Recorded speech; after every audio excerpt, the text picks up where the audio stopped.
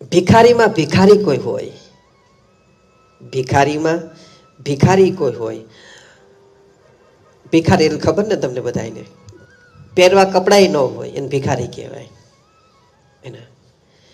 તો ભિખારીમાં ભિખારી કોઈ માણસ હોય, શરીરથી ભિખારી હો, ભિખારીમાં ભિખારી કોઈ માણસ હોય અને એને 1 મણ 20 કિલો તમે સોનું આપો તો બોલો, 20 કિલો તમે એને સોનું આપો તો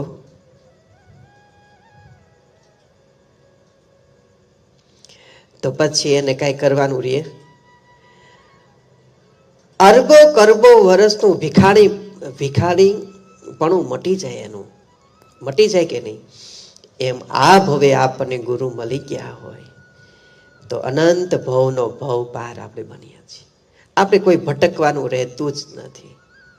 અને આ જન્મે જો આપણને ગુરુ મળી ગયા હોય તો આપણે કોઈ યોનિમાં ભટકવાનું રહેતું જ નથી. હે પછી બેઠા બેઠા 20 કિલો સોનું વાપરો, હે પછી બેઠા બેઠા ગુરુ તત્વની સાથે રહ્યો.